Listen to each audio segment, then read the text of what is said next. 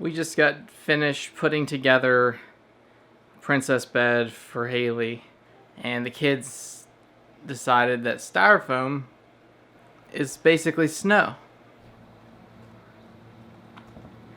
Can I get in there with you? Yeah. Oh, wow. Here's yours. Why, thank you. It's my bed. You want your old bed back? No. You don't want your crib back? This baby bouncy. Alright, well, I'm glad you like your bed. Yeah. I'm really happy that she likes her new bed. I could tell she really liked it. It was time for her to get out of that crib / toddler bed and get into something a little bit bigger. I think it's time to maybe do a little time lapse of the sunset. It's actually a little bit tricky to get a good sunset picture, let alone a good sunset video. And I think that it's starting to look a little orange, so I'm thinking maybe we'll have a chance to get some good footage.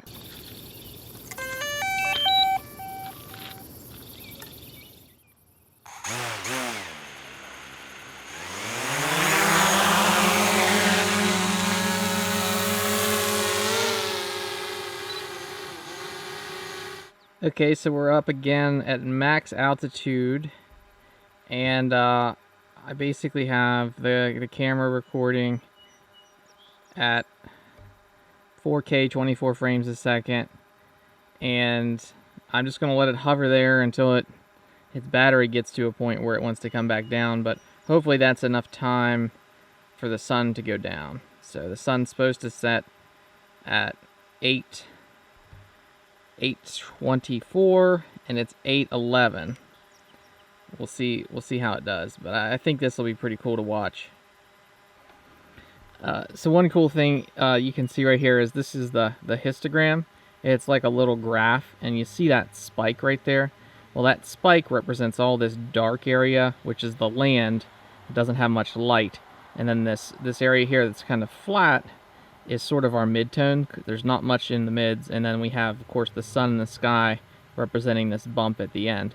So we pretty much have this shot exposed to about as good as we could.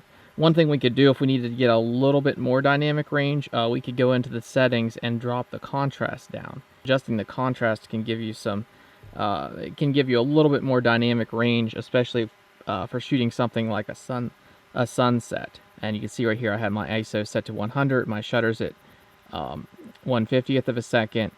This does not have an aperture, but that ND8 filter that we have on the front is sort of helping to reduce the light by 8 stops. So it's sort of like having an aperture, or like wearing sunglasses. And then you can see this -0.3 means that we're underexposed by just a hair, which is probably actually what we would rather have. I'd rather be underexposed than overexposed. So, and that's sort of averaging all the pixels that the camera is receiving and what it thinks the exposure should be. So, but yeah, it's amazing how it'll just sit there and basically it just sits still and doesn't move hardly at all, especially tonight where there's very little wind. Normally drone flying is a lot more involved, but you know, time lapse, you just want to put the thing there and let it sit where it's at and do its thing. I hope it looks cool in the end product, because that's what tonight's vlog's about, guys. But yeah, this is fun, passes the time. Because of these vlogs, I'm getting to do some really cool things, like fly my drone just so I can try to grab some time-lapse photography. So we're at 24%. I do have a second fully charged battery. Just here in a moment, I'm going to bring it on down, and I'm going to throw in another battery. 50 feet, 25, 10.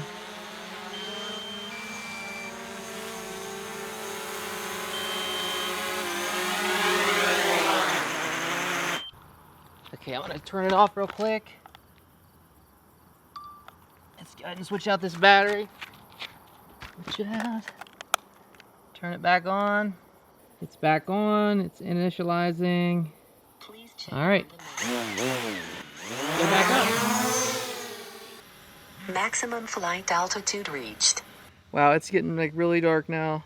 Let's gonna be pretty neat to watch this footage back. Anyways, I'm gonna bring this thing down for one last time, and I'm gonna start editing footage, I guess. Hopefully this is a good video.